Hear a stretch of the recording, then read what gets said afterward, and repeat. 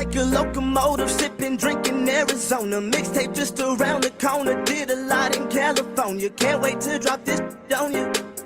Yeah, they gon' have fun with that. Smash like Songam, and my songs gon' break through like a running back. Hello and welcome back to the podcast that is always up to speed with Formula One. It is Thursday, May 5th, 2022. Mark Daly and Mark Hamilton here to talk about what we love to talk about each and every week, and that is Formula One.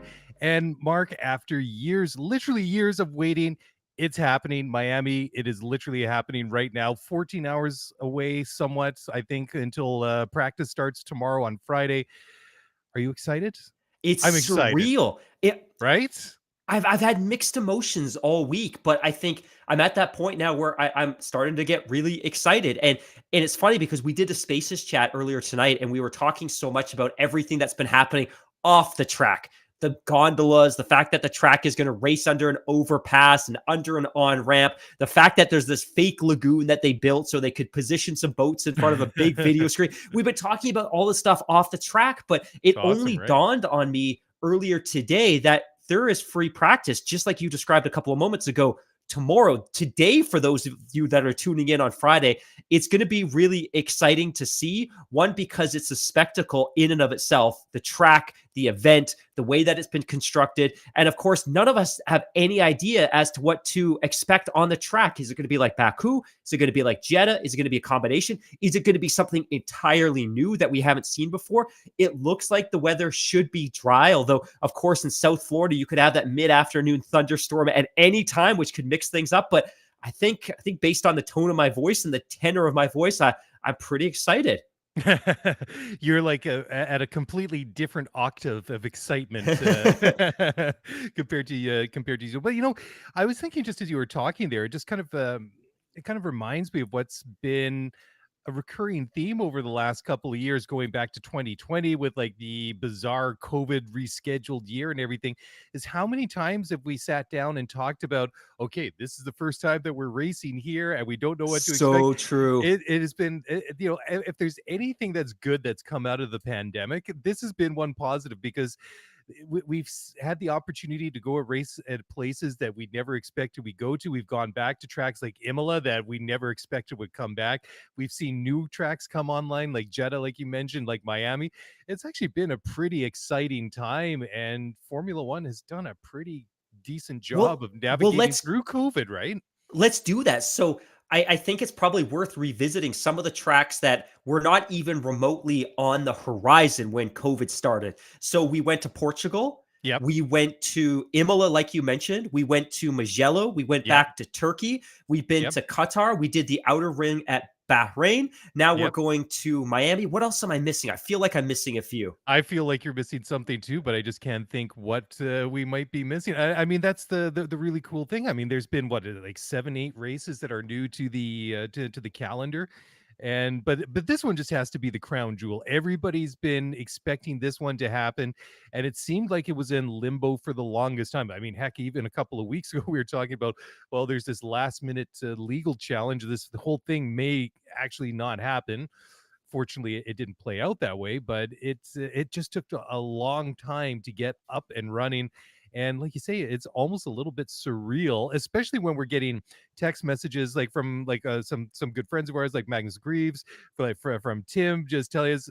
Tim literally just texted 10 minutes before we sat down to record the show. He's like, dudes, I'm in Miami. This is like nothing I've ever seen. Ultimate hanger, because he doesn't elaborate on that, and he hasn't texted back. And from a guy who has traveled the world and seen virtually every Grand Prix himself.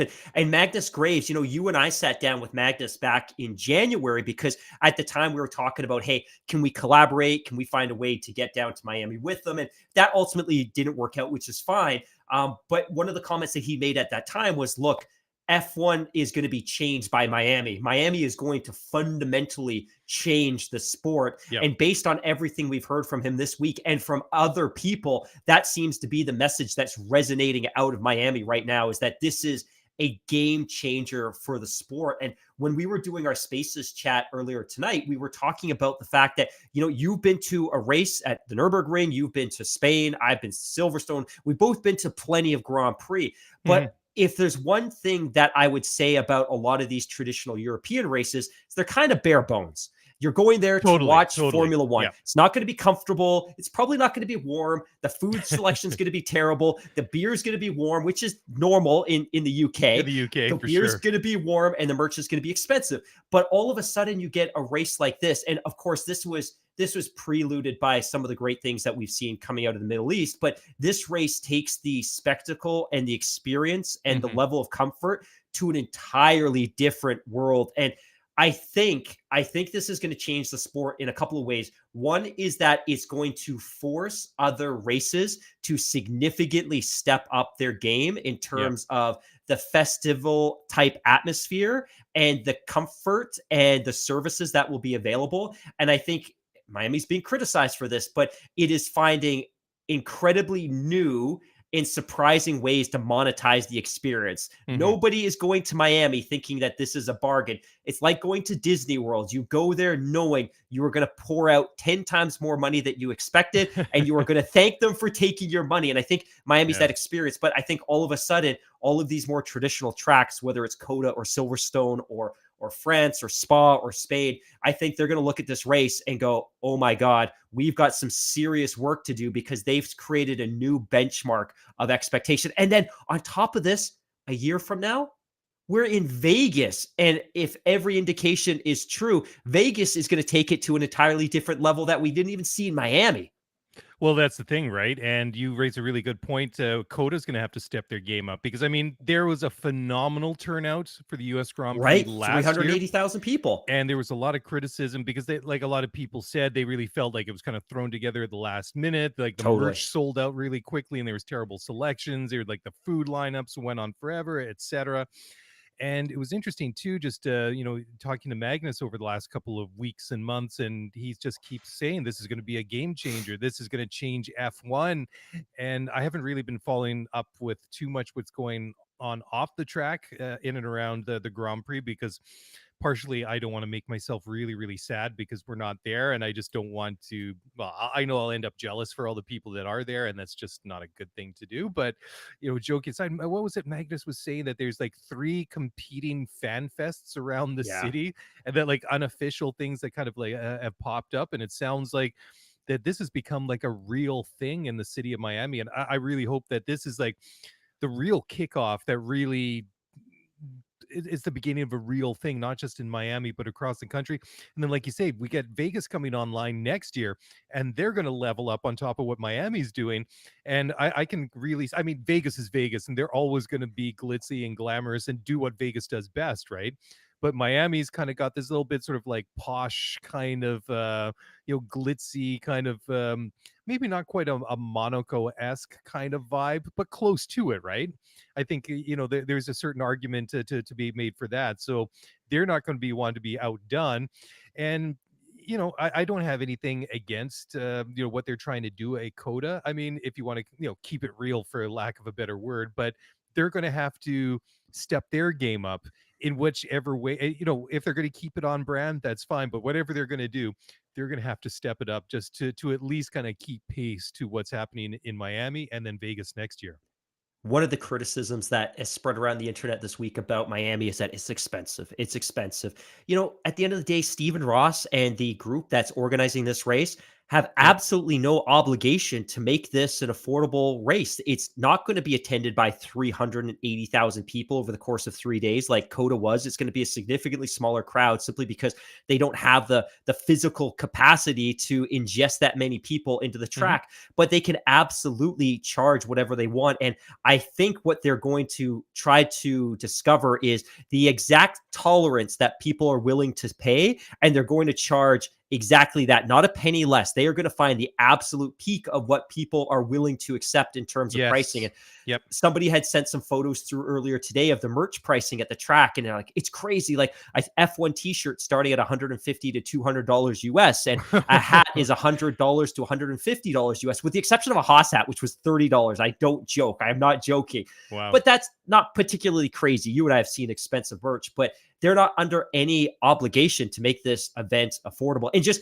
to backtrack a little bit, and we've talked about this quite a few times in the past, but the origins of the Miami Grand Prix actually predate Liberty buying the sport. When Liberty was working to buy Formula One from Bernie and his group in 2015, 2016, there was actually a competing group that was being led by the Qatari Sovereign Wealth Fund and Stephen Ross, who's the owner of the Miami Dolphins.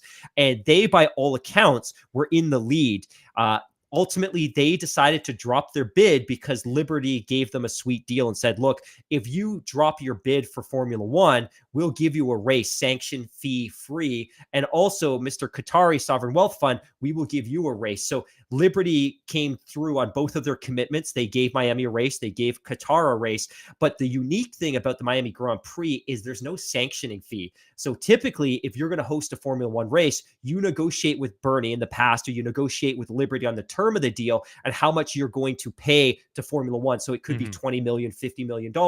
But you know that my capital outlay is the cost of setting up the track and that $20 million fee I've got to pay to Liberty. I have to recoup that in terms of ticket sales and all of these other kind of revenues that I can generate on the race weekend, minus merch, which is owned by F1. In the case of Miami, there is no sanctioning fee. This is a freebie for Stephen Ross. And it's understood that there's some sort of unique arrangement from revenue sharing, maybe on tickets or something like that. But this should be an absolute cash cow for Stephen Ross and the race organizers, and really for the city, because one of the things that I'd read as well is there are tens of thousands of people coming to Miami this weekend, not for the NHL playoffs, not for the NBA playoffs, not for the race, but just to be there for the atmosphere and the party. I'm so excited. I can't wait to see what happens, not just on Friday, but especially on Saturday in qualifying, and then on Sunday for the race. I'm really expecting to see a spectacle like we've never seen in our lifetime when it comes to North American sports. I mean, we're all used to the World Series. We're all used to the NBA finals. We're used to the Super Bowl and things like that. And this is going to be a completely different event. It's just, I don't know what to expect, but I'm just preparing to have my mind blown. Let me ask you a question, because I'm going to sneeze. So Okay. before I sneeze, let me ask you a question. Clearly, F1 has designs on having a couple of crown jewels on the calendar.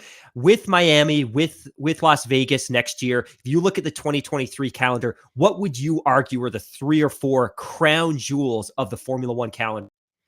I would say Monaco. It was got to be one, because that's almost like the spiritual home of Formula One. Miami, I could see one. Vegas, and then I'm going to say Singapore, because I know that. Yeah, Singapore. Yeah. And we're back to Singapore. So for all of you that are new to Formula One and have really only started watching the last few years, first of all, welcome. But you're going to get your first taste of Singapore. And if rumors are to believe, we may actually race in Singapore on consecutive weekends this year to make up for the absence, the very fortunate, and I'm very thankful for the absence of Russia on the calendar. But interesting, my crown jewels would be Silverstone. By bias at full effect, I think Monaco, whether we love the racing or not, I think it's important to the calendar. And I would argue that Miami could become that thing. I think it's going to be really interesting to see how Miami and COTA and Vegas coexist on the calendar, because you've got some space between Vegas and the other American races. You got a couple of weeks between Miami and Montreal, but COTA and Vegas are going to be crammed pretty close together at the back end of the calendar, and it'll be interesting to see how much interest can sustain from one race to another, especially potentially if they're back to back or if they're in the same calendar month. But my answer would be Monaco, Silverstone, and Miami. Yeah, Silverstone for me is like I would say it's a crown jewel, but more on the racing side, right? That's fair. That's fair. I mean, because it's out in the middle of nowhere, right? I mean, it's not. And I'm looking at these other ones; they're all basically street circuits, right? And that they're kind of destination places. They've all got a unique kind of glitzy glamour to all of them, right? And some of the other ones, I mean, I would probably have like two categories: racing crown jewels and then sort of destination crown jewels. I So I love guess you it. could kind of split that discussion a couple of different My ways. my argument for Silverstone would be one, because I'm incredibly biased, and cue the hateful comments in our Apple podcast reviews, but I'm incredibly biased, and because I thoroughly enjoy it. But I think it's more symbolic of the fact that 7 of the Formula One teams are based within an hour of that track. Sure. That is really the heartland of motorsport. It's where 7 of the teams are based, as I mentioned, and it's where countless suppliers are based. And I think for all of those teams, this is their home track, and it's really important. Although I feel like we've been rambling, we probably are due for a break. Hey, Well, no, we can go for a little while yet here. And why thank don't we you. talk first about, because the big news, and we've talked about this seemingly for months and months and months, but the VW group finally confirmed that they are going to take the Formula One plunge and come and enter the sport in 2026. I mean, there's been a lot of smoke around this fire, but I feel like that this announcement came 6 months later than perhaps we were expecting. Because if you remember, Mark, I think we talked about this at the beginning of December or either the end of November last year, that the VW Group board was due to meet and have like a big discussion around this. And there was virtually radio silence after that. And it's kind of stumbled along in the ensuing half year or so, and it would still sort of pop up in the news every once in a while. And we've kind of perpetuated, we've talked about it quite a bit over the months, especially in the off season when it's fun and you need to generate a little bit of content. But I'm excited to hear that they're entering the sport, but it seems to me almost a little anticlimactic based on all those, what I just laid out, that it seemed like it was a almost expected such a long time ago. It's weird because on the one hand, I agree with you that it's incredibly anticlimactic, but at the same time, if this all fell apart, I would have been equally as unsurprised, because we've done this song and dance with the Volkswagen Group before. We've Right. been down this path. We thought we were close. The sport bent over. I don't like that phrase, but the sport bent itself into awkward positions to accommodate the Volkswagen Auto Group, and it didn't happen. This time, it felt like it was more likely to happen. 4 years ago, the timing wasn't right. The company was still recovering from the Dieselgate scandal. Yeah. Economically, they weren't in the right position. And this time around, VW Group CEO Herbert Diess says, and he specifically said that their principal motives for getting involved this time was due to F1's emphasis on sustainability, the explosive growth of the sport in the United States and Asia, and perhaps most importantly, F1's increasing popularity amongst younger viewers. So it's one thing if you have a ton of viewers, but if you're in the marketing sponsorship business, you want to know who those viewers are. And I joke oftentimes that the bad demo is those plus 50-year-olds. Like when you watch baseball and there's a lawn care commercial every 30 seconds, that's bad business. That is not the demographic you want. But if you have a lot of 20 and 30 somethings watching the sport, you want to be involved, because those are specifically the people that are buying Volkswagen Tiguan's and Audi S4s or aspiring to own an Audi S4. That's specifically who you want to market. So I'm incredibly excited about this one. I think it's going to get really interesting now, because we've only been able to speculate on what their entry into the sport looks like. We can probably confidently say that Porsche is going to partner with Red Bull in some manner and take over their engine development division. It's totally unclear how Audi is going to enter the sport. And even that's new, because a couple of weeks ago, you and I talked about the fact that for the longest time, the suspicion or the expectation was they were going to enter the sport. It was going to be a joint partnership, and they were going to develop a single power unit. Now we know that Porsche is going to develop a power unit and Audi is going to develop a power unit. But it's also now rapidly speculated that Audi wants to enter the sport not as a engine provider or an engine supplier to a team, as Porsche is expected to do. They want to buy a team in its entirety. That's amazing. I mean, it's I just, well, I mean, there's a couple of suspects right off the top of the list. I mean, Haas is one, Williams is possibly one, although that would probably kill me if that ever happened. And the Williams name disappeared from Formula One, Right. and the love that I have for that team. I mean, Right. going back to like all these nostalgic feelings that I have from my childhood, but those are just a couple. I mean, there was, I think it was a bit of a clickbaity thing that that Lawrence Stroll was. I think he was like a one word. Well, why didn't you tell the story? Because you texted me this afternoon, and we were kind of like virtually eye rolling in our chat there, in our WhatsApp chat. So you tell that story. Only, yeah. So last week when we were on with Tim, or maybe it was the week before, there was a story that came out indicating that Audi had conversations about purchasing Aston Martin, and Tim really kind of vetoed that one, with argument being that, look, Lawrence Stroll isn't going to spend hundreds of millions of dollars or invest hundreds of millions of dollars in this team only to spin it off. But there was a super clickbaity article that you and I had both reviewed today, and the title was really, I think it was something to the effect that Lawrence Stroll discusses potential Audi purchase of Aston Martin. And when you dig through it, a reporter had specifically asked the questions like, have you had conversations with Audi? And his quote was literally, yes. Meaning that at the end of the day, Audi had literally just reached out to him to talk about buying the team. He didn't talk about selling it. He didn't talk about having any interest in selling it. He didn't talk about how far the discussions went. He literally just answered the question, which was, has Audi reached out to you? And yes, they have. So we know Audi's reached out to Williams. We know they've had conversations with McLaren. We know they've had conversations with Sauber. And now we know that they've had conversations with Aston Martin. But of course, if they've got billions of dollars to spend and they want to get into F1, you're going to knock on every possible door. My hope is they go with Sauber. I was just gonna say, for all we know, somebody at Audi was was messaging Lawrence about the latest meme somebody posted in the F1 manufacturers WhatsApp group chat. It's like, bro, dude, did you see that? LOL. And yeah, okay. Anyways, I'm just joking, but yeah, I mean that was a bit clickbaity, but I mean, yeah.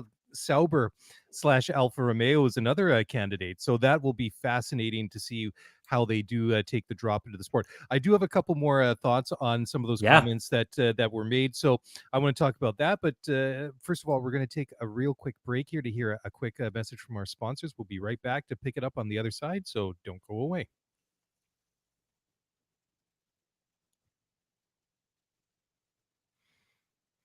All right. Well, welcome back to the podcast. As always, up to speed with Formula One. Mr. Mark Daly, Mr. Mark Hamilton here, talking about the obvious news, the expected news. Obvious is a little bit too obvious. The expected news that the Vaudi, that's like a weird mashup. VW Group has decided to take the plunge and enter the sports under the guise of Audi and Porsche in 2026. And some of the comments that were made by the VW Group CEO, I thought were really quite interesting. You did point out a number of things: the F1's commitment to sustainability, the younger demographic, the explosive growth in the USA and Asia, and what was the other one? There was one more. Young demo. Yeah, the young demo, and that was the one that really sort of stuck out, because there's one quote that Bernie Ecclestone made, and I remember listening to this. Oh, it would be at least 5 or 6 years. Well, it's probably before that. That's maybe 2015-ish. And the question was, or it came up in the conversation, was that his idea of the ideal Formula One fan, or maybe why he wasn't going after a younger demo at that time.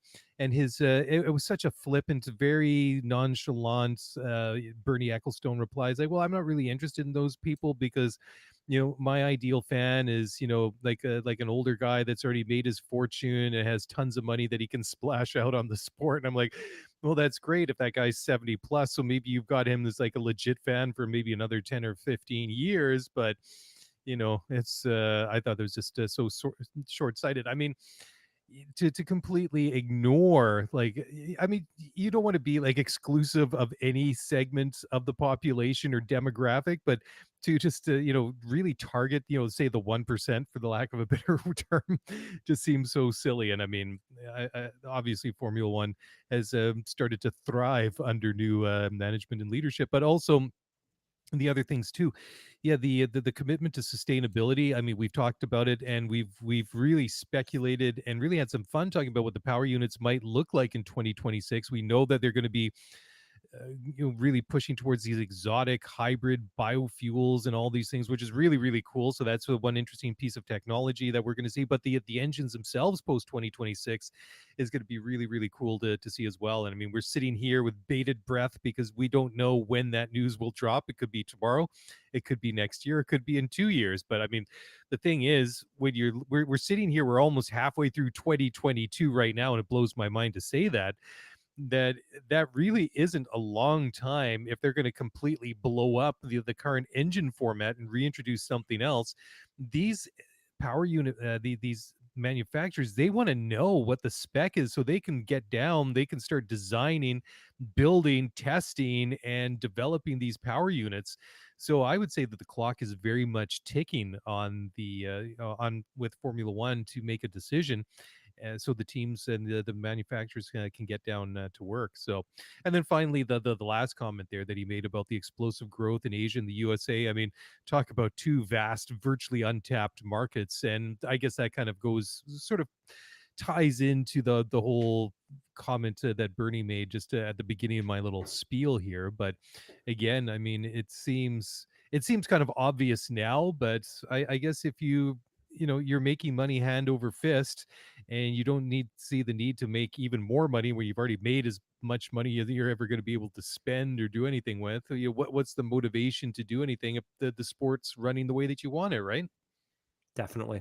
You make a really great point just on that drivetrain piece. And maybe that's one of the surprising things about this announcement is they didn't wait until the engine spec was set in stone. And that was always the expectation. Now, we have heard an official announcement Volkswagen brands like Audi, the statement. We probably won't until a new formula in. But you are absolutely right. And I was just looking at a calendar. In my head, it's still 2020. And 2026 is a long, long way away. And it's 2022. We're halfway 2022. So it's unlikely they're going to finalize that formula anytime soon.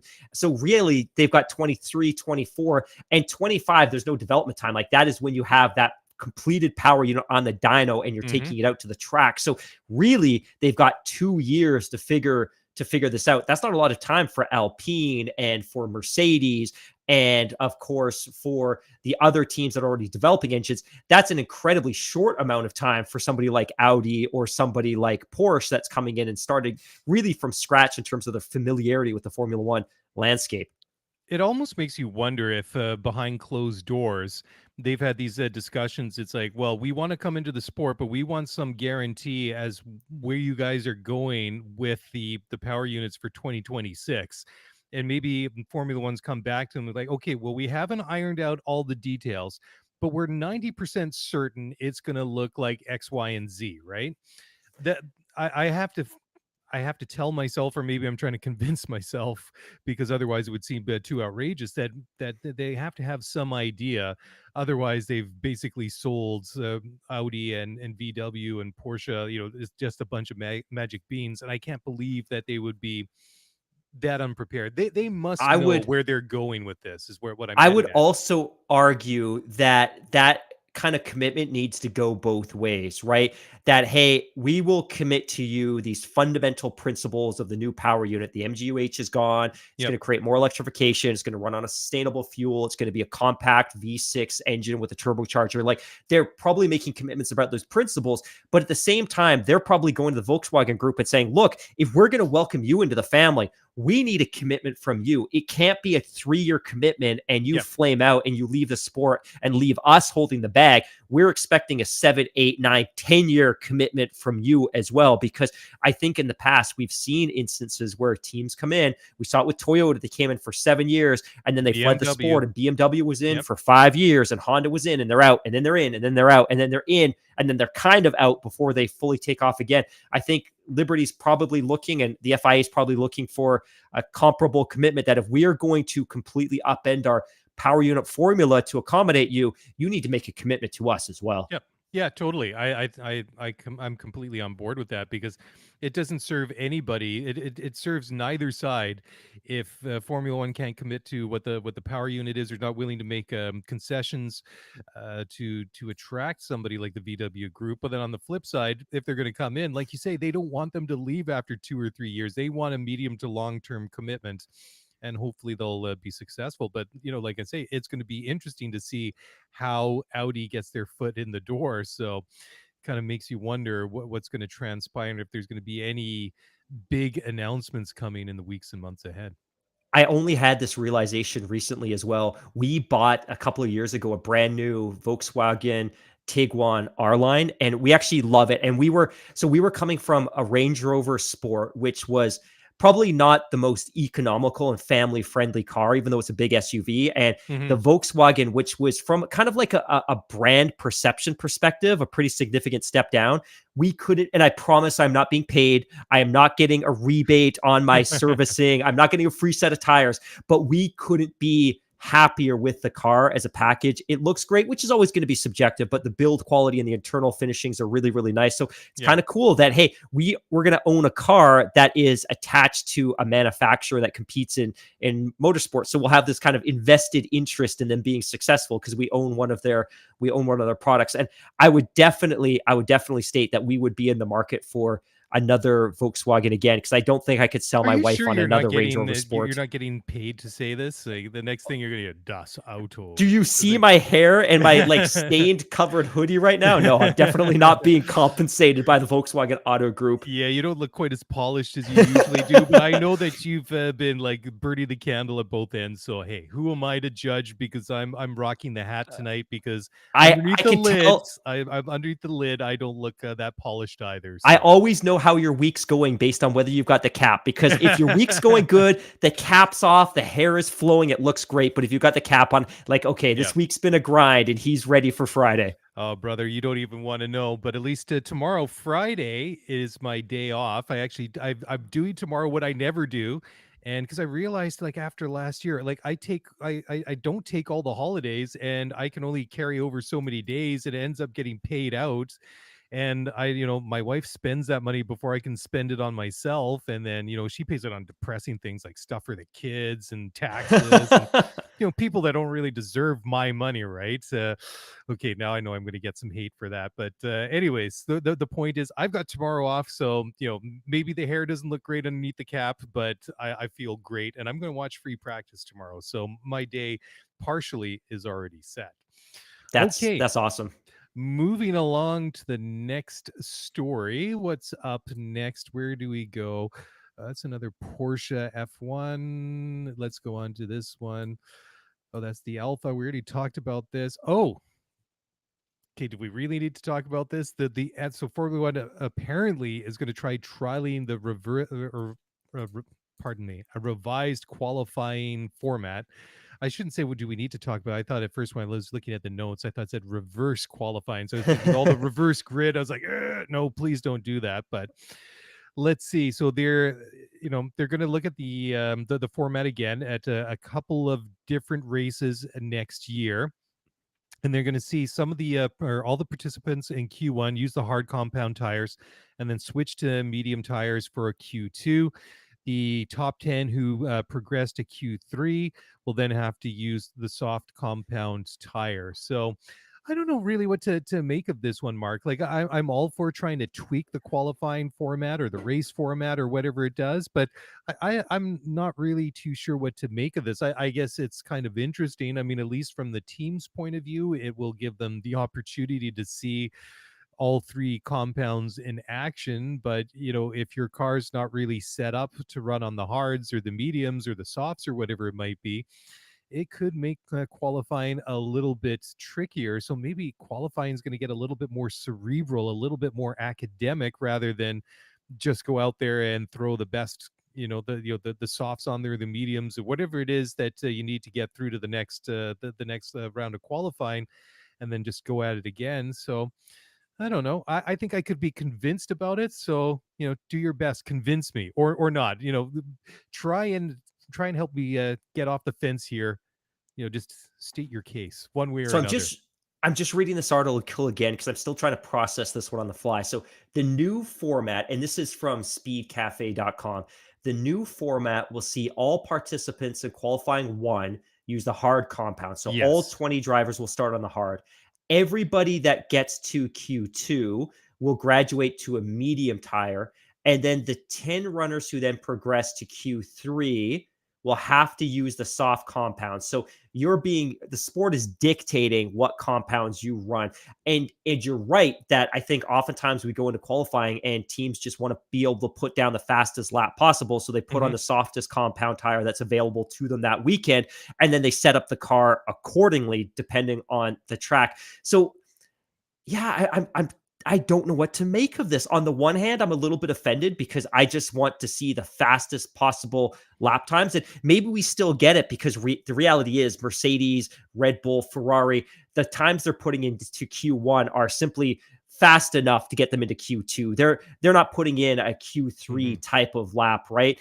And then ultimately, when you get to Q3 in this scenario, in this proposed revised qualifying format, they're going to be on the softs anyway. So to your point, maybe it's just about creating a little bit more, making it a little bit more academic to your point, making it a little bit more tactical, a little bit more strategic. I'm just relieved they got rid of that terrible rule last year that indicated you had to start the race on your Q2 tire. Yeah. But yeah, this is interesting. I'm not necessarily sure what the motivation for this is because I don't hear a lot of people criticizing qualifying. I quite like the structure. What about you? Yeah, I've always liked this format they've had for the last 20 or 25 years. It's been around for a very, very long time. But where I see this one getting kind of interesting is that, okay, you're going to have to maybe have a bit of a, pun intended here, your setup's going to be a little bit more middle of the road, so it can't be completely set up to perform best on the soft compounds or the mediums or whatever. But then I see it interesting because, if you've got to go on Q1 on the hards, maybe it takes you a little bit longer to get those tires up to temperature. Maybe instead of one outlap, maybe you've got to do 2 or 3. So you're spending a little bit more time out on the track. You got to fuel the car a little bit more.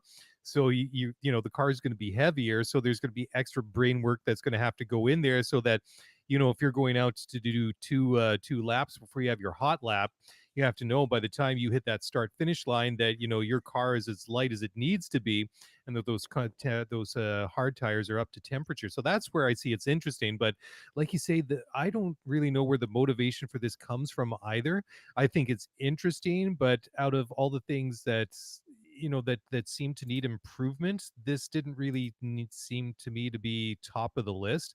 I mean, because I they seem agree. so very, buoyant on the whole sprint race thing, and there's still that still isn't perfected yet. I would have thought if anything they would try to get all the bugs out of the whole sprint race thing and get that to and get people really excited about that rather than maybe tinkering around with the existing qualifying format. But hey, that's just me. Yeah. I don't think I have a lot more to add to the story, but I'm hoping, and I don't know if it made it to our notes, but there was a story about Alfa Romeo Sauber. I'm hoping to comment on real quickly if you're open to that. Hey, I'm open, my friend. Go for it.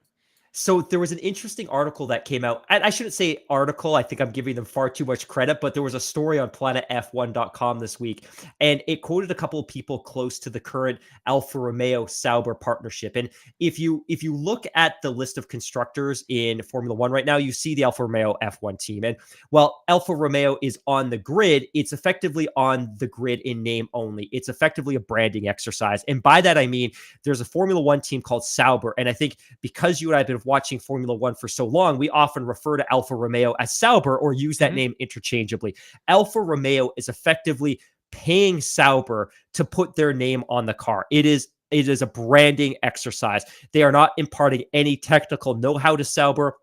Sauber's developing the car. They're buying parts from Ferrari. They're developing some parts themselves. But Alfa Romeo is effectively just a title sponsor. But I thought it was interesting because Jean-Philippe Impardo, the Alfa Romeo CEO, recently confirmed that Alfa Romeo is in fact reviewing their partnership with Sauber and deciding whether or not they want to renew that agreement. And it's something they hope to do by July.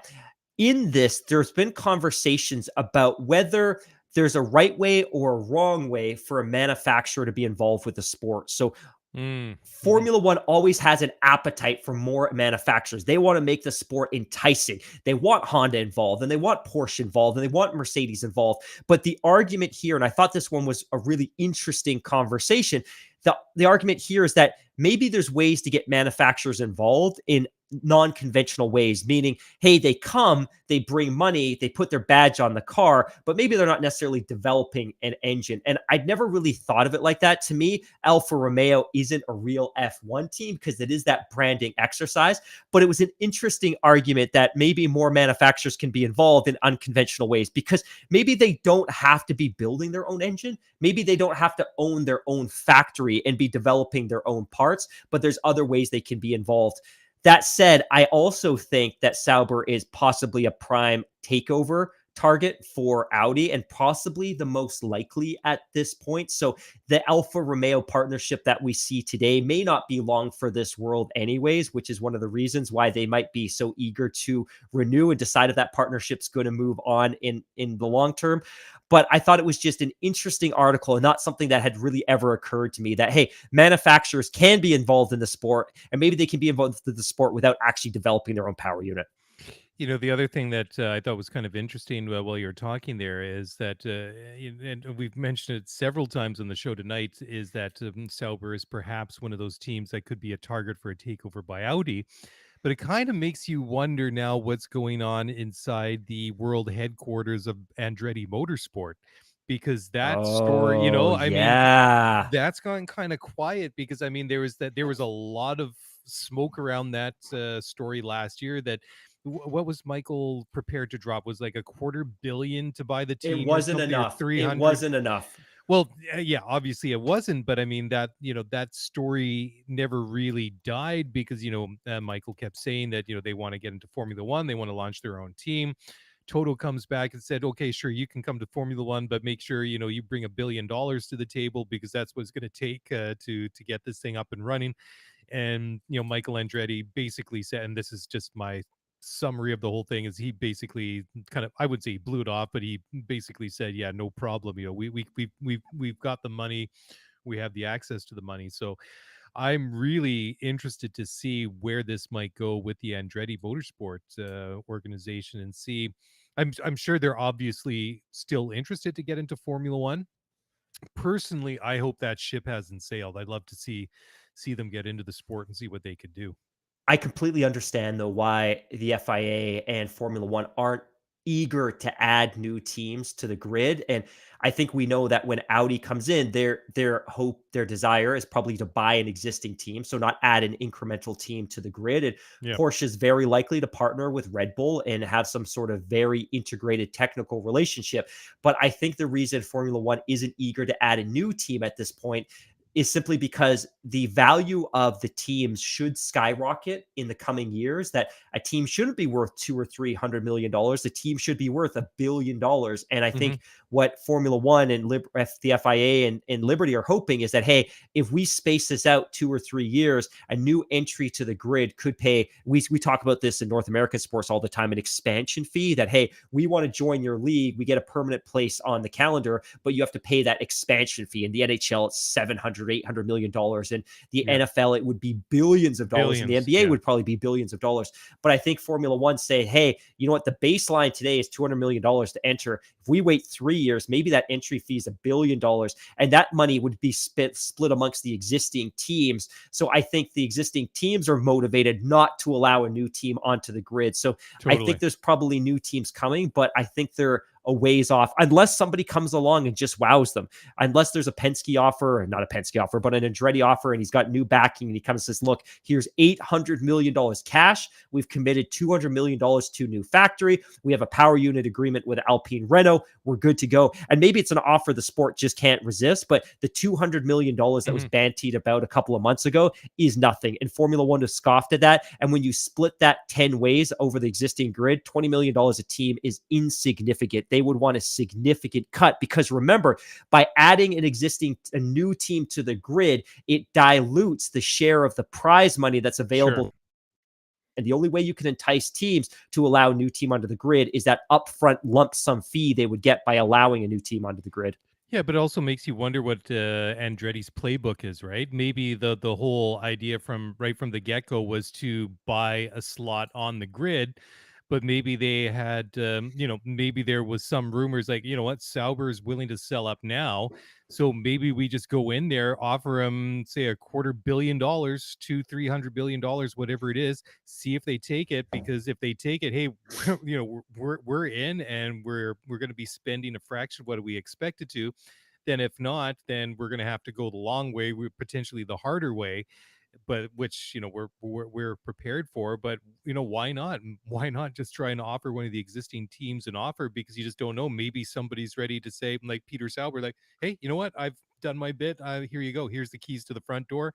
Have at her, boys, and walk away. So who knows, right? I think Andretti and his group will probably look back with great regret on that Sauber piece, and it may ultimately have been that Peter Sauber and the group were simply in a position where, hey, we're willing to sell a chunk of the team, but we want to retain a chunk and we want to retain control. Yeah. But it could also just be that the Andretti group couldn't bring together enough money to buy the team outright. And Mhm. maybe that amount was $400 or $500 million. But I think in a year or so, that $500 million will have looked like a bargain, kind of like our real estate market that you look back at 2014 and a detached single family home was 800K and everyone thought that was crazy. But that same home now, 8 years later, is $2.2 million. And Exactly we right. look back like, what was I thinking in 2014? I think we'll probably see the same increase in valuations for F1 teams because, we look at the NBA, there's 30 teams and there's 32 NFL teams and 30 Major League Baseball teams. And how many teams across Serie A and the Premiership? There's dozens of teams. In Formula One, there are 10 teams. 10 teams. If you want to be a part of that club, there's only 10 options, and 2 of them are owned by Red Bull. So really, there's only 8 Mhm. aside from those Red Bull teams. Oh man, I love how you mentioned like the two Red Bull teams without going on to a complete rant. You're growing up. I'm so proud Speaking of of you. which, speaking of which, I feel that this is a perfect opportunity for Formula One and the FIA to mandate the sale of AlphaTauri. They should go to Red Bull and say, look, this whole world, this whole weird scenario where you can own 20% of the grid, it's over. I am forcing you to sell AlphaTauri to Audi or off with your head. That's what I think should happen. Wow, I was like regretting that because I feel like I poked the bear, but you kept your Oh rants my gosh. nice and short and concise. So good for you. Anyway, so let's take a quick break, and when we come back, a bit of an unpleasant story to talk about, but we'll discuss it nonetheless. So don't go away. We'll be right back.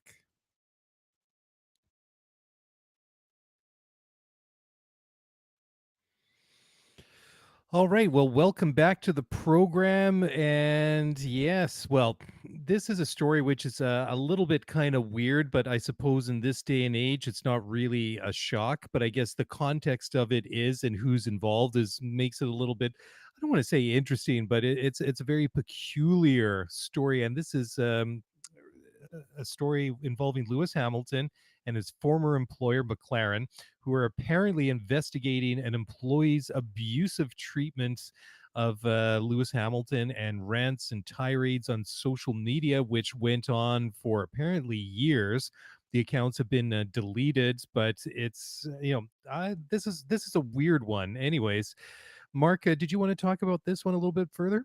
It is very, very peculiar. So it's being reported by a number of different outlets within the Formula One world that an McLaren employee, like you said, shockingly, not for a few weeks, not over a Grand Prix weekend, but for years had been spewing abuse towards Lewis Hamilton on his personal Twitter and personal Facebook accounts. And it's shocking because on the one hand, you would think that somebody that is employed by a Formula One team would have the self-awareness and Hmm. wherewithal to recognize that they are an ambassador of that team. But it's also equally as Great shocking point. that nobody else within that McLaren team had for years noticed or been made aware of the fact that a member, an employee, a paid staffer on their team was spitting vile abuse towards a driver of another team. I thought this story was weird. And I think the weirdest thing about this was the fact that it just went on for so long, especially too when you think about the fact that Lewis was also a member of that team and is still Yes. generally thought of very, very highly amongst the McLaren staffers, especially those that were there back in 2007. Of course, Hmm.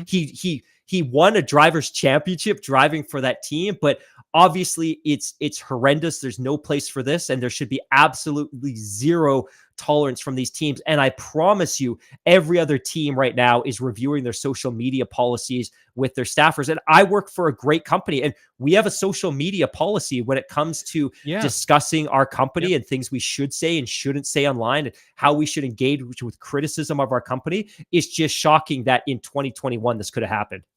Yeah, absolutely. But just to further to that point, I mean, a lot of companies, a lot of employers have policies around social media right now. And even if they don't, I mean, you could go online and start spewing a lot of unpleasant things on any topic, whatever it might be. And, you could make the argument, well, that's none of my employer's business. But, I've heard cases where people, not anybody that I know personally, but I've heard these stories pop up in the news occasionally that somebody's done some particularly egregious things on social media and said some very horrible things, and they've actually been sacked by their employer just because of the horrible nature of what they said, the hatred, whatever it was.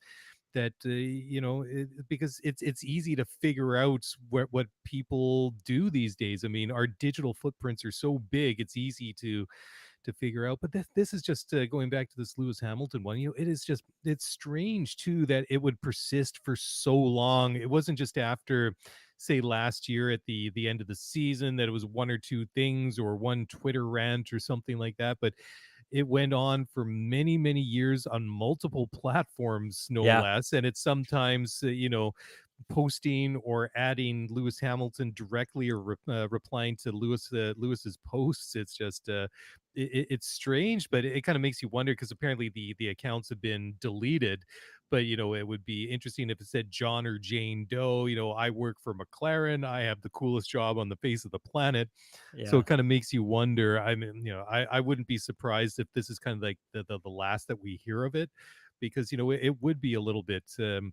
I mean, number one, it's not cool to do stuff like that, but number two, it would be embarrassing for for McLaren potentially as well. Not that embarrassment should be their sole motivation to kind of sweep it under the rug, but I mean it has a negative reflection on them regardless, right? Definitely. McLaren PR took to Twitter to assure that these messages would be investigating, and I'm quoting from planetf1.com, making it clear that they do not align in any way with their values, the social media Yep. posts. And I quote, "We consider these comments to be completely at odds with our values and culture at McLaren." The statement read, "We take the matter extremely seriously and are investigating it as a priority." Now, I don't know about you, and I'm not joking here. I'm not trying to be lighthearted, but when I Sure. do take to social media, I have in the back of my mind that whether I'm commenting on something that's related to my employer or the business that I'm in, or Hmm. whether I'm commenting on something related to F1, I recognize that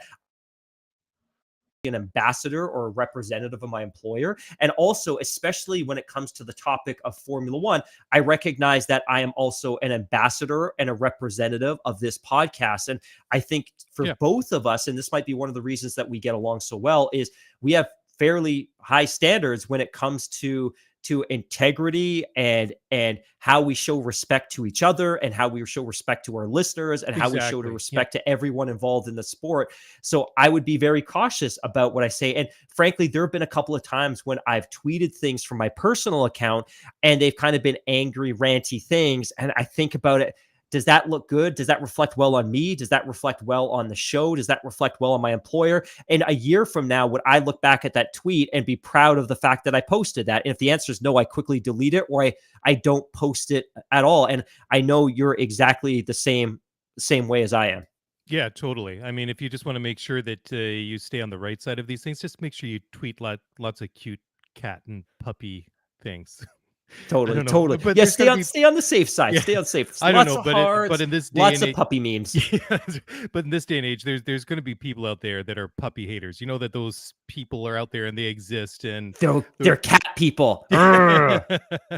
Go. Are Let's you a get the. cat person or a dog person? Do you have any pets? Yeah, we do. We have a little Maltese poodle, and his name is Nico. just because we like the name. Yes. No way. Yeah, yeah, and it's just it's not because we're like huge Nico Rosberg fans, but it's just we really like the name. So, we don't have a cat, and the only reason why we don't have cats is I'm allergic to cats. Like I'm not allergic to anything, but whenever I cross cat paths with a cat, I just start sneezy, my nose runs and everything. I think they're great animals. I love cats. It's just I can't come within about 40 feet of one. So Oh it man. is what it is. Yeah. Full disclosure as well. For several weeks before he was born, our son's name was actually Nico. That we were struggling immensely. We love the name. Like Ooh. Nico is just such a great name, but Yeah. we I was struggled gonna say, so what a badly. mashup. Nico Hamilton. Whoa, that would Yeah, blow some minds. it was going to be Nico Hamilton, and we ultimately pulled the parachute on that one pretty quickly, and kind of went with the safe route with Lewis. But yeah, oh, and I completely forgot because I did go to your house that one time way back in like January of 2020 on the cusp of COVID, and I remember you had a dog. Yeah, well, that is still such a weird moment because I still think that that night that we sat down was you, me, Gil, your former Yep, podcast partner from Flash F1, and then yep. Tim. And for me, that was like the last normal thing before the whole COVID thing really kicked off, and it's just so weird. But hey, talking about people with great names, guess who just dropped into the live chat?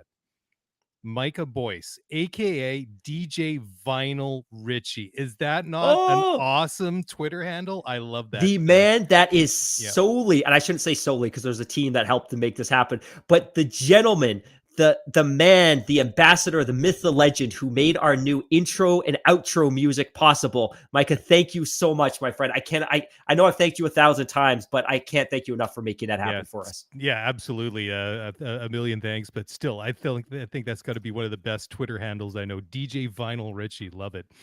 Anyways, talking about great names, Roman Grosjean is being accused of overstaying his welcome in IndyCar after disputing seventh place with Graham Rahal at the Grand Prix of Alabama. Anyways, Graham had to say, quote, I think it's clear. Just watch the in-car camera and look at the angle of his head. I knew Roman was going to dive bomb me because I'd already been warned that that's what he's doing. We were already straight there. Why are you turning into me? I'm just frustrated because this isn't the first time at St. Pete. He hit everybody he could hit. We come here, he hit Rossi, he hit Herta, and he hit me. At some point, we've got to clean up our acts.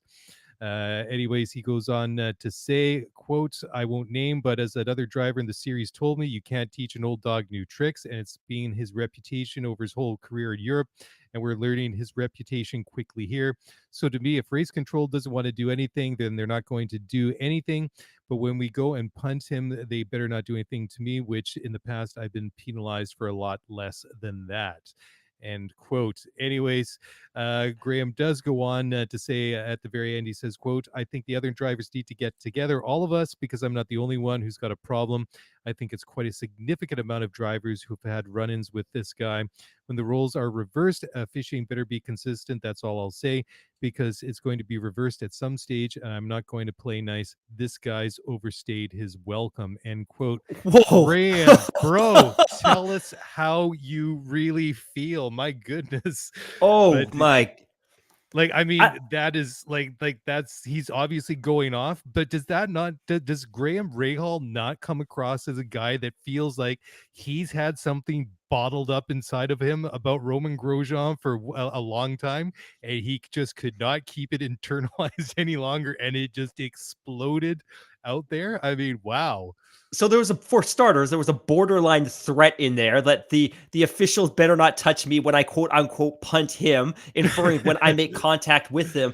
I do like this. And over in North America, I think Mm. hockey players are often criticized for when they're being interviewed by a reporter, hockey talk, hockey talk. We gave it 100% and we passed the puck and we did our best and team Our play. backs are up against the our, wall, and our backs are up against the wall, blah, blah, blah, blah, blah. Formula One's kind of like that in the sense yeah. that you don't get a lot of really juicy slander from the drivers towards each other, that the paddock's pretty close and tightly integrated. In the world of Indy, that doesn't seem to be the case at all. It's gloves off, but these Mhm. were fiery quotes from Rahal. And incidentally, I would be very honest, people have a very they have a very rose-colored perspective of Romain Grosjean's Formula One career that seemed to have pivoted the moment he had that horrifying crash in Yeah. Bahrain. All of a Right. sudden, the narrative of his career changed and he became a much more sympathetic character. And I think people were quick to forget a lot of his on-track incidents and contact in Formula One. Now, I don't think his Shenanigans. history, his shenanigans, I don't think it warrants the rant that Rahal had. I also take exception to the fact that Rahal dismisses his Formula One career as over in Europe. I find that to be a little bit disingenuous and a little bit snooty. But yeah, what fiery comments indeed. Yeah. This is just an observation on my behalf, so just take it for what it's worth. But I couldn't help but laugh when the only thing you didn't mention in your impersonation of an NHL player was the use of the word the code, the infamous hockey code. Anyways, my observation in years of interviewing athletes and coaches and just anybody at like the pro sports level is that the people that are less comfortable with the media stuff sometimes tend to be a little bit more guarded. They're the ones that tend to use those cliches only because they're just not comfortable having a microphone stuck in their face or somebody scribbling down notes and things like that. And they just find it a little bit difficult for whatever reason. Maybe they just they don't know how to communicate properly. Maybe they're just not comfortable. Maybe it's a combination. But the ones that are the best are the ones that are just so genuine. I mean, the best excuse me, I'm not getting emotional here, but the best press conference I ever went to for an MLS game in Vancouver was after the LA Galaxy came here. This is probably about 5 years ago. And Was Bruce Arena still around then? yes, and Yeah. and that's exactly the point that I was trying to get to, I because thought you'll love him or hate him. I mean, Bruce, he had, he's arrogant. He's got this sort of aura around him. And I remember sitting in the media room afterwards, waiting for the different players and coaches to come in for the press conference afterwards. And Bruce kind of comes in. You could tell he was happy because they had a good night at the office, and he sat down, answered questions. He was disinterested the entire time. And it was funny because, one reporter, one of the local guys, asked Bruce a question. He sort of sits there for a second or two, takes a long pull off a bottle of water. Then he takes another think, or just pauses for another second. Then he turns to the mic, then looks at the guy, and he says, "Really? Is that what you think? No, I don't see it that way at all." And just completely blew the guy off. And then the next person that asked a question, completely different thing. And it's just, is one of those people you kind of love him or hate him, but it was kind of cool because you just kind of felt that, okay, he's kind of an arrogant, what, but he's, at least he's doesn't have this kind of shell around him. So anyways, it's just kind of a bit of an observation on I my own don't behalf. think the personnel, and it's funny because I knew exactly where you're going because I've been in quite a few press conferences with Bruce Arenas, and Yeah. he could be a little bit cranky and disinterested, and he just wants to get on the Yep. bus and get back to the hotel. But I think Exactly. in the world of Formula One, these team principals themselves have become a celebrity, and the drivers are certainly celebrities. And Oh, I don't totally. think any of them can afford to be dismissive towards the media because they Mhm. need to champion the media behind their cause so they get positive coverage and the Yeah. narrative around them is positive. Second, that every driver, team principal, anyone who reps the team, I don't doubt for a second they get significant coaching from people within their organization, especially young drivers, and especially those drivers that maybe don't speak English as a first language. They probably get extensive coaching on how to approach a question and how to answer a question and how to phrase a response. And I think that what we get from the F1 media is, one, it's sanitized because I think the F1 media themselves are far too friendly. But I think Yeah. that the drivers themselves are very, very well prepared and very well coached. And I think we've seen glimpses of that as well in Drive to Survive, where typically the handlers are feeding the drivers the questions before they even get there so they can start processing their responses, or they meet before the media sessions to brainstorm what the responses would be to difficult questions. Yeah, that's a great point because you don't always see it, but sometimes when you get that sort of maybe not the zoom in shot, but you'll see the team representative, their PR person standing beside them.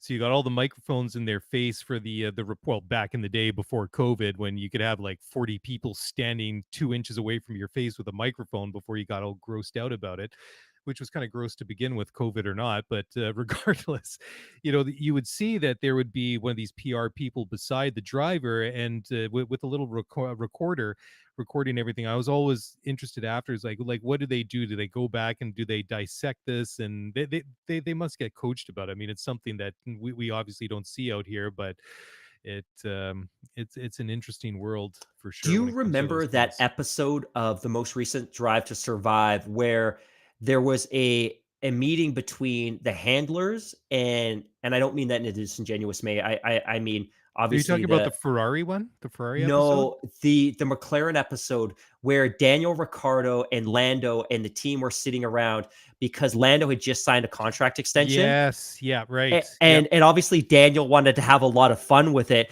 and the team and Lando were having no business. Like they didn't want to get into the specifics of the value of the contract. They didn't want to get into the specifics of the term, and of course they were kind of wheeling Daniel back in to make sure that he was like marching to team orders in terms of how to respond to any questions about Lando's Mm. contract. But I thought that was a perfect example of how tightly managed these drivers are, so that they can trumpet the team message around certain issues and topics. Yeah, but that's not unusual, because there's some of the things that I'm involved in, like on some of the things I work on outside, like at work and professionally, that you can sit on like a board or another group, and that you can sit there in an internal meeting, you can discuss and debate things, and you can be at loggerheads, you can disagree sometimes, or disagree passionately with somebody in the same group, but then after a decision is reached, and then when you go and present whatever it is to the public, or if it's an executive council or whatever, and then you go to like your say your general membership, you have like your general meeting, that okay, you and I, Mark and Mark, we disagreed on the purchase of widgets or this policy or whatever. But as soon as that executive or that board meeting is over, and you go into that general meeting with the rest of your council or group or whatever it is, that's what that stays. No, not that you and I would ever disagree, because we get along probably too good. But the Yeah, thing I is that agree. once that executive council meeting is over, that stays in that meeting, that as an executive, you then go to the rest of your council, or your association, your whatever it is, as a unified group. So I mean, it looks kind of funny when you kind of look at it that way, when you look at a DTS. But if you kind of, and I'm not saying that I'm special in any of that sort of way, but just in some of the other experience that I've had, that from that sort of similar type situations, yeah, it's okay to do that. But when you're facing the general public or whoever, you want to have like a unified approach to it, or a unified message.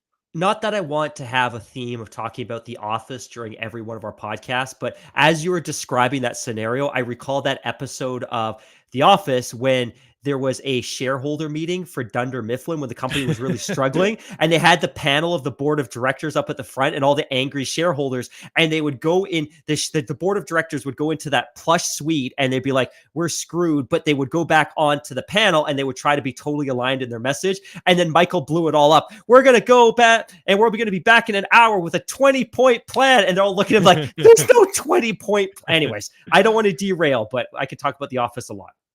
Well, I got a question for you. If you were an employee at Dunder Mifflin, do you think that you would have been admitted to the most exclusive club in the office, the Finer Things Club, or would that be a little bit too much of a lofty ambition for you?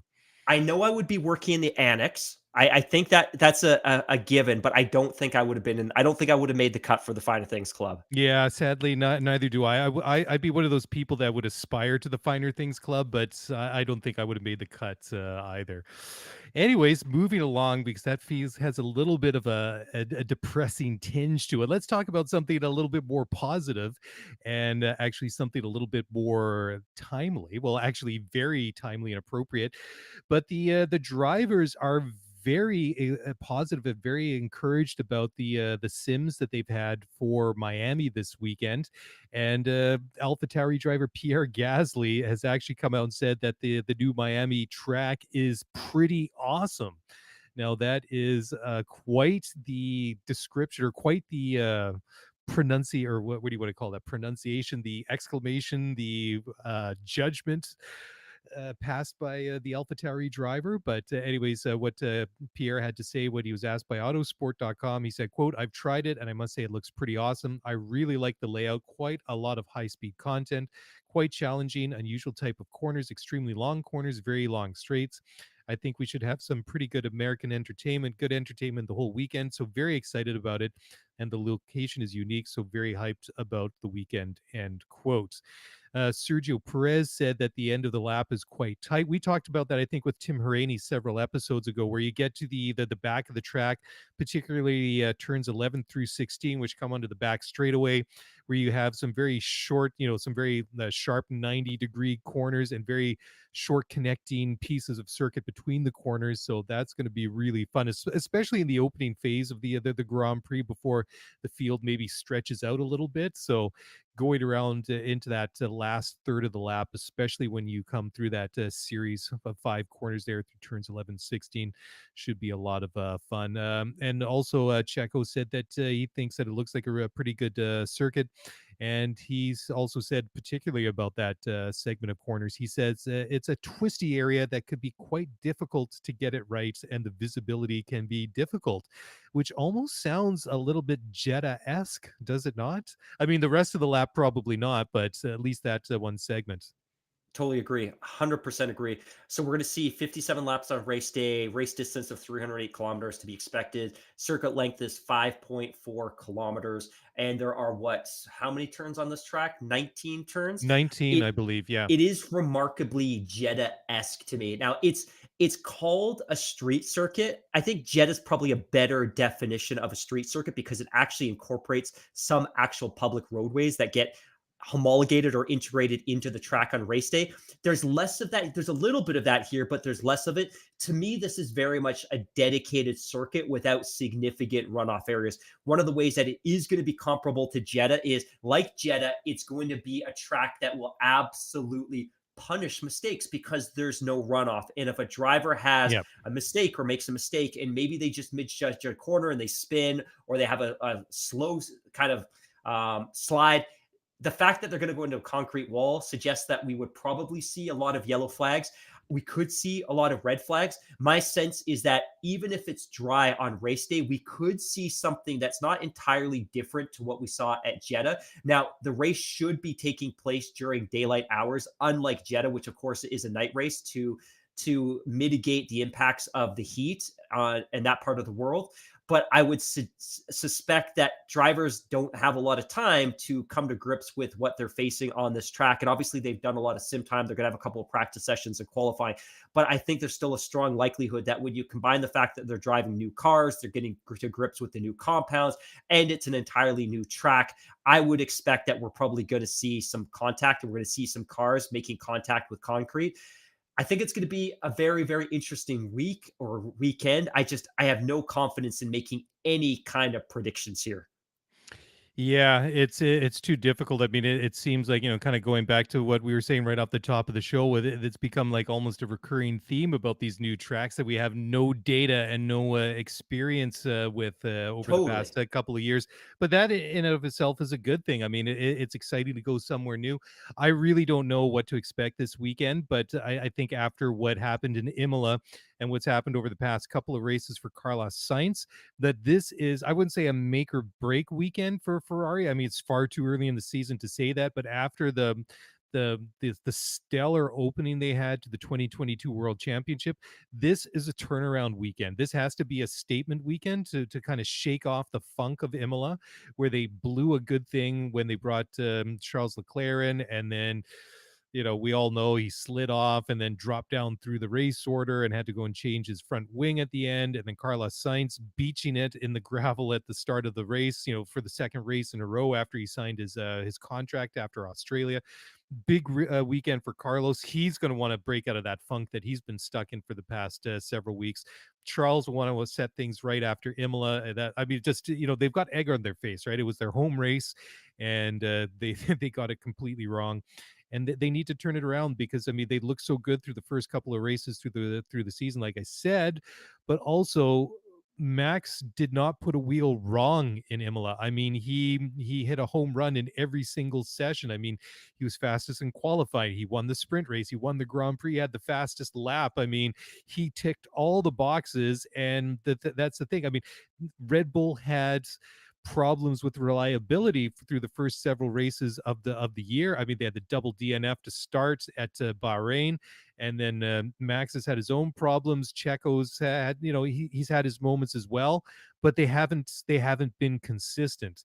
And we saw in Imola, not only were they reliable, but they were fast. And Ferrari, they're going to want to reassert themselves, because otherwise, if they start to regress and go backwards, we could be sitting here at the end of the year and saying, well, it started really good for Ferrari, but it was almost like they were a one-hit wonder, because after 6 weeks into the year, they completely blew up, and then their season went downhill from there, which would be a shame, because their car is obviously fast, it's obviously competitive, so they need to turn it around this weekend for sure. Oh, unmute yourself. I'm here. I'm a pro. You don't need to Sure. tell me. You probably do, because I would have gone on for a very long time. If you look at the race classification for Imola, it Yep. obviously seems to favor Red Bull, right? That at a glance, Max finished first. He was 16 seconds ahead of Sergio, who had a great weekend himself, scored Yep. maximum points considering how great Max was. Lando had the surprise podium, and you have to go all the way down to sixth place to find Ferrari. Now, obviously, Charles had made a mistake, and he probably should have been on the podium. But I did come away from that race with this nagging feeling inside of me, or this nagging anxiety, that maybe what we're beginning to see is that as Red Bull quells their reliability issues, all of which can be traced back to the fuel cell, and almost all of which are transferable components that they are forced to, or not transferable, standardized components that they're forced to buy from a supplier, that if they've addressed or resolved or identified those reliability issues, my fear at this point is, hey, Ferrari looked great, but they looked great in the absence of competitive Red Bulls because they Yep. kept DNFing. Now that we're 4 races in and we are starting to see these Red Bull 1-2s, what's to suggest the rest of the championship isn't comparable? That we hope, my Mercedes is going to bring some upgrades this weekend. We expect to see a new front wing. We expect to see a new rear wing. Maybe those upgrades will help, but my bigger fear is, does Red Bull just start to build on this lead? Because Carlos Sainz has been incredibly unreliable this year, and that all comes Mhm. down to his driving and his mistakes. And I know he got collected by Ricardo at the start of the race in Imola, but I will always assign equal amounts of blame to Carlos in that situation, because if he qualified better and he put himself in a better position at the Yep. start of the race, he should never have been in the middle of the pack. That you are playing a dangerous game when you don't qualify well, or you have a bad start, because you're going to put yourself into traffic and you're away Totally. from clean air. But my fear at this point is Red Bull suddenly looks great, and Sergio, who to me was a mark of disappointment last year for Red Bull. And remember, he's out of contract at For the end of this year, so for he is 2/3 of the season, it took him, like, I'd say legit 2/3 of the year before he finally started filling in that role that they really needed him to. Because I think what we were talking about with Tim a couple of weeks ago, and I said at that point that I really feel now that they have that 1-2 punch with Max and yes. Checo that they had, they haven't had for 3 or 4 years, going back to like 2018 and before, when it was Max and Danny Rick.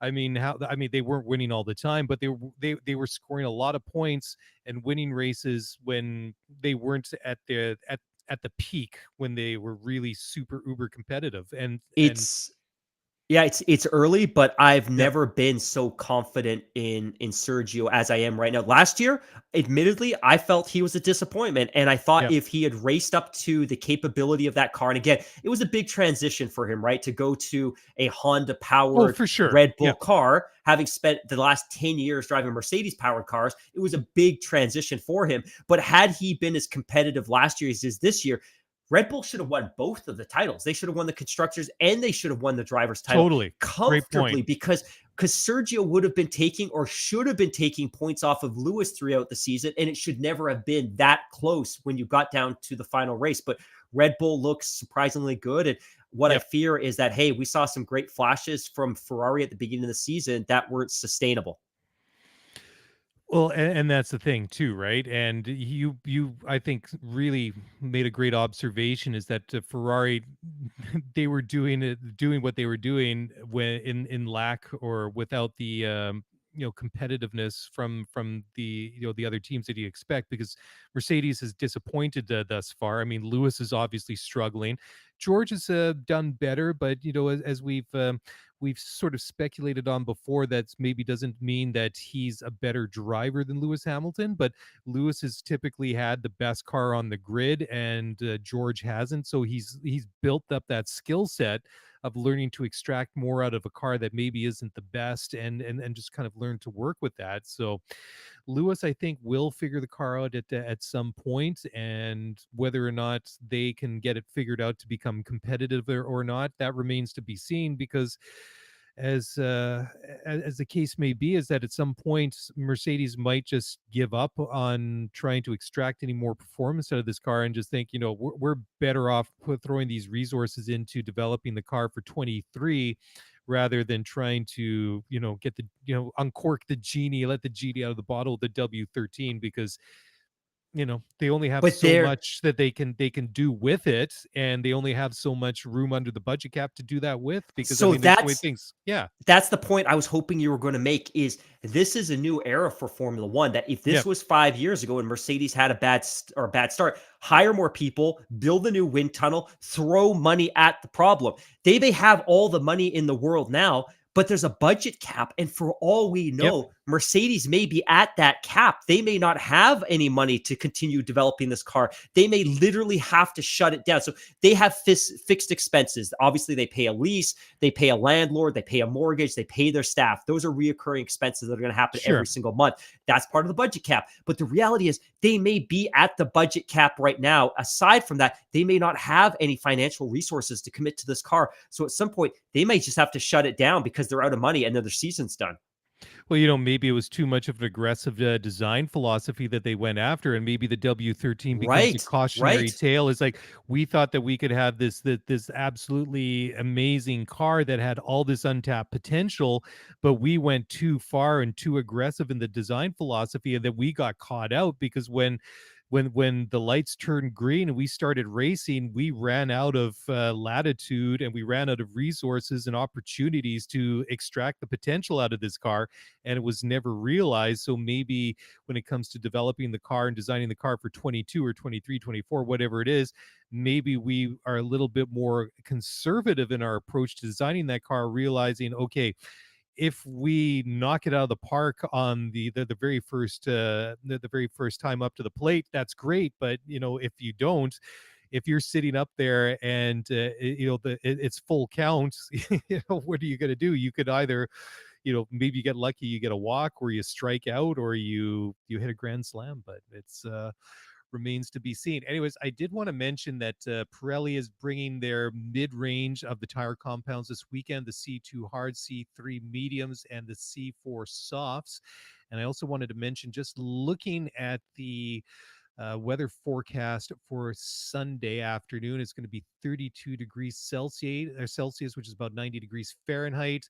Very little chance of precipitation. Looking like it might be sunny with like a little bit of cloud or a little bit overcast. So it looks like it's going to be a very pleasant afternoon to go racing. So I would imagine that the track temperatures will translate probably in the mid to the high 40s Celsius.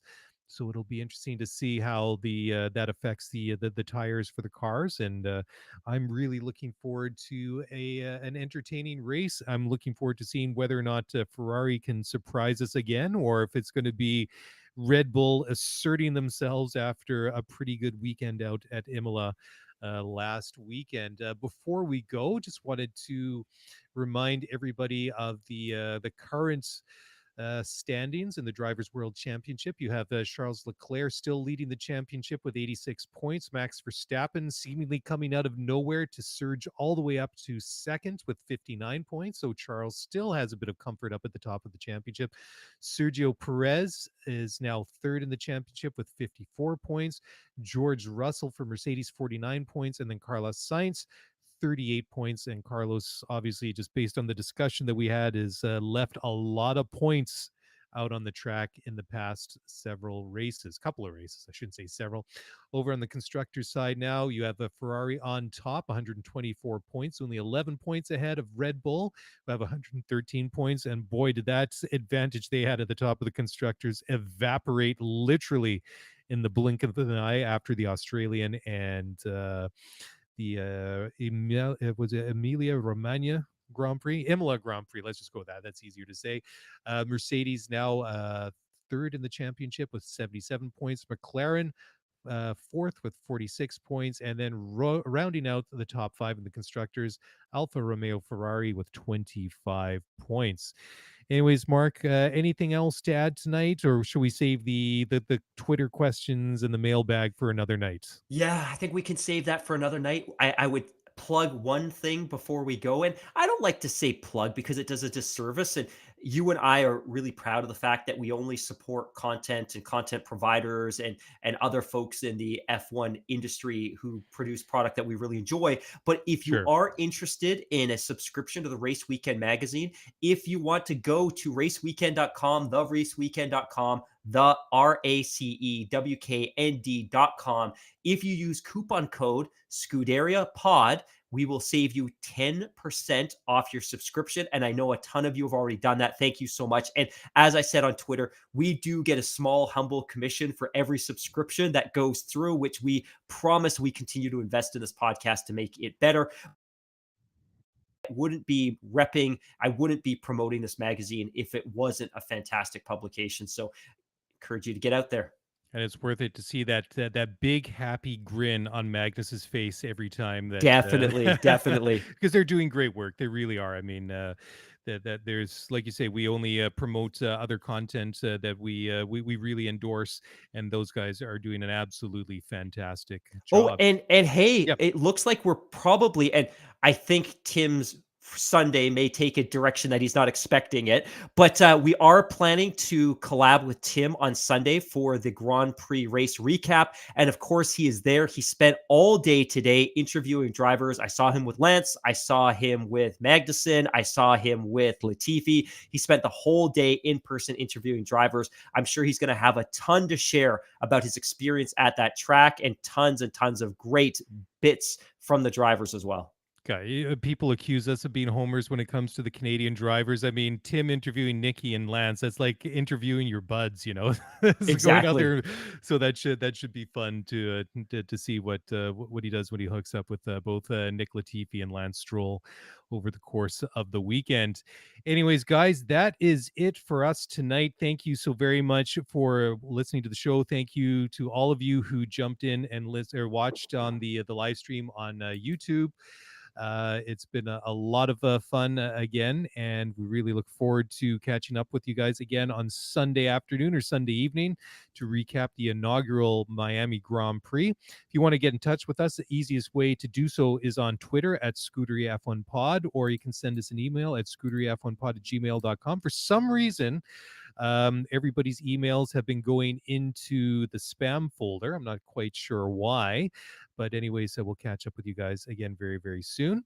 And on behalf of myself and Mr. Mark Hamilton, thank you so very much for listening. And we'll talk to you guys very, very soon. Enjoy the race, and we'll talk to you again on Sunday night. Bye for now.